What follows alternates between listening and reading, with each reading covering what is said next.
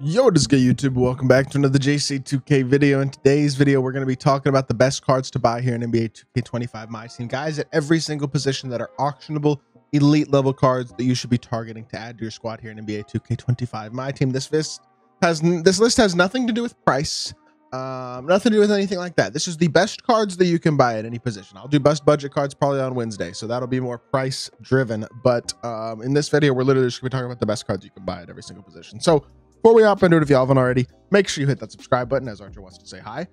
If you haven't already, make sure you hit that subscribe button. Sorry, help me push towards the 40,000 subscriber mark on the channel. Uploading every single day, tons of consistent daily MyTEAM content. Would really appreciate it if you'll be subscribed. Without further ado, let's hop right into it, and we'll start with the point guard position. In my opinion, there are a few really good point guards to buy, but number one is probably Cade Cunningham. I think in terms of overall completeness, good SIGs, elite jump shot, Pink Diamond Cade Cunningham is a great choice, an elite level 2-way PG who I think pretty much does it all, honestly. I mean, this one has 4 legend badges, but in general, he's just an absolute stud of a card. Comes with a bunch of good Hall of Fame badges, really good SIGs, really good animations, pretty complete badge wise, great player build. He's a stud. He's a very good PG. He's definitely right up there at the top. Another guy who's right up there at the top is Zach LaVine. Pink Diamond LaVine is also an incredible card, and a little bit more affordable. I mean, not really. He's like 400k-ish though, which I think is actually a decent price. Like, if you can get him for 400k, I think that's fine. Like, really good point guard card. That's a realistic option. If even 450k isn't bad, he's really, really good, and his price will likely go up a bit as well. Devin Booker is another great option in terms of viable PG. Even he looks a little bit cheaper than LaVine and those types of guys right now as well, which is pretty awesome. And then a couple other names I'll shout out: Sidney Moncrief, but he's probably more expensive than you're willing to pay. Dyson Daniels, Drew Holiday if you want defense. Those are 2 good options as well, but those are the top viable point guards in my team right now.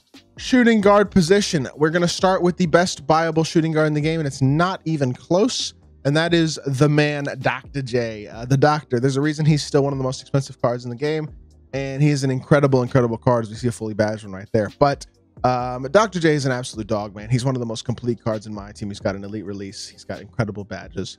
Very complete badges as well, and he moves really well. He's got some of the best SIGs in the game: elite slasher, super versatile defender, even super high strength, super fast, all that. Like, he is legitimately one of the best cards in the game. He's going to have incredible longevity, best shooting guard in the game, easily, no doubt about it. Now, second best shooting guard in the game that's viable, and I think just second best overall, is Ron Artest, who I mean, 400-ish thousand, maybe a little more than that at this point. Card, really good card as well, though. Another elite defender with a great shot, pretty good SIGs, Pro 2 fade, good slasher, just a super versatile, super good card. If you're looking for a point guard, or I'm sorry, for a shooting guard, Ron Artest gives you all the defense in the world, as well as all the shot making and a little bit of playmaking as well, with that fade, with decent SIGs. Like, he is definitively the second best in the game right now. I don't think it's particularly close, again, is what I'm saying. Like, really, really good card with no real honest flaws for Ron Artest. Number 3 would be Paul George. He's a little bit behind the other 2 to me, just because I think Artest has better defense and better movement, but and Dr. J is obviously easily better, but he's still a really good card in his own right now. I will say, if he's going for as much or more than Ron Artest, you might as well just pick up Artest. I think he's a little expensive for how good he is, to be totally honest. I thought he would, in my mind, he should be 300k if Artest is 400k and Dr. J is 600k. PG should be a little cheaper, right?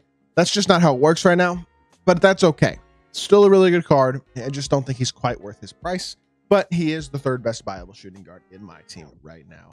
Number 4, or you know what? We don't need a number 4. We'll just go 3 for each position. At the small forward position, the best viable small forward, in my personal opinion, is still LeBron James.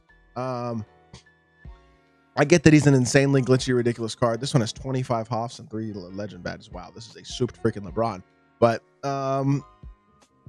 which, by the way, I feel like people are really losing MT selling some of these super badged cards, because they could hold on to them and sell them later for more, I feel like. But I don't know. What do I know? Either way, Braun is another guy who he gets 38 badges total. He's got an incredible release, incredible slashing, amazing defensive animations. He's massive player build wise. He has no flaws, like, honestly, especially when you get one that's badged up like this. Like, if you get one badged up like this, good freaking luck. He is just an incredible card, super glitchy, super OP. Best small forward in the game still, even though he's an A1 card.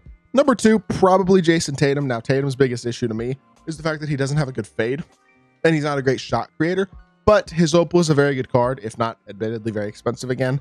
A little bit overpriced, probably, yes. Really, really good card. Also, yes, very complete. Just doesn't have much shot creation. That's my biggest issue with him. Number 3, you could make an argument for a few guys. Kawhi Leonard, though, feels like a good shout here. Another guy who's very, very expensive, getting more expensive again, getting 4 or 500 KMT. But again, really, really good card. Great release, great defender, has a great behind the back. Really, really solid card for sure. Now, combo small forward, power forward real quickly. There's one guy who I think just has to be talked about at small forward or power forward, and that's Paulo Banchero. Really, whatever you need him to do, he will give you at a very high level. For a card that's around 200 to 250,000 MT base, you can get him badged out for, like, fully badged out for a bit more, which is actually what I did. I just got a Paulo last night for about 300k that has 16 Hoffs and 1 legend badge. 300, little over 300k for this card. Ridiculous. I mean, he's got Hoff on-ball menace, Hoff set shot specialist, Hoff interceptor, Hoff off-ball pest, Hoff limitless, Hoff deadeye, legend brick wall, all added to the base card for like a little over 300 KMT. That's a steal, man. Looking for these, that's what I'm talking about when I say these badged out cards. You can get some really good deals right now in the auction house still. And the auction house is still starting to go up, yes, but it's still lower than it has been pretty much all year. So you can get really good deals on a lot of these like super badged cards, especially. And that is exactly what we were able to do with Paulo Banchero. Incredibly souped card. And I think if you need small forward or power forward, he's an incredible option. Now, talking about true power forwards, number 1, I'm going to go with Jaren Jackson Jr. I think Triple J is very, very good. I think Diamond, I mean, he's pretty affordable as well, which is nice. Another guy who's 200, 250k base. If you get him badge, he's going to be 300, 350, 400k. But a guy who's got a fast release, elite defender, enough size to guard against anybody, can play bigs at a very high level, play the 5 as well if you need him to. That's the thing about the 4 right now, is for the most part, I think at the 4, you're buying guys who can also play the 5. For example, another guy just got to consider is Akeem Olajuwon. Expensive, but really, really good. Fast jumper, elite defender, elite rebounder, elite interior force, gives you perimeter ability as well. Another really, really good card, and Akeem is not to be slept on at all. And then another guy, another serious option, I think, at the power forward position. This is another guy a lot of people are running, is Joel Embiid. Like, people are running size at the power forward position right now at a competitive level. And I think you kind of have to match that to a certain extent. Like, for me, I think Jaren's a great power forward option. Another guy you could also consider, and all these guys honestly are combination power forward centers. Jack Sigma's the same boat, even cheaper. I think the beautiful thing about Sigma is the fact that he's a bit more affordable. Like, he and Jaren are the 2 more affordable options who are still elite, can still compete at that highest level, which is why I'm using Jack Sigma. I haven't paid for Embiid or Akeem or somebody like that, but I might need another power forward. That's kind of the weakest spot on my team right now, in all honesty. Now, when you move on to the center position, obviously guys like Embiid, Akeem, players like that are really good center options, even Jaren and Sigma. But the best center in the game, without a doubt, is still Victor Wembanyama. And I don't think there's any doubt about that whatsoever, right? He's the best card in the game, probably for the majority of the community anyway. He's not exceedingly affordable still, but he's a lot cheaper than he was. This one is Hoff limitless, Hoff handles, or legend handles and legend shifty in every single. That's going to be an expensive freaking 1B. I'm literally throwing all my MT on that. I just want to see if I can win one of these cards. just for the memes, basically. See if I can win one of these like super maxed badged Wemby so I can sell it back in a week or 2 and make a bunch of profit. It's an investment right there if I were able to win that. But point being, I mean, Wemby's the best center in the game. His jumper's almost uncontestable, which is ridiculous. He's incredible as a masher. His fade is great. He's just glitchy. He's just amazing. There's no doubt about it. Easily the best center in the game. Outside of that, I mean, honestly, we already named most of the other centers, right? It's Embiid, it's Akeem, it's Jaren, it's Sigma. Miles Turner is more affordable, but he's a good option as well. But there aren't like a ton of ridiculously great options at this point at the center position. So to me, I mean, realistically, it's Wemby and then level 40 D-Rob. I know he's not auctionable, but that's the guy you should go get right now, to be totally honest.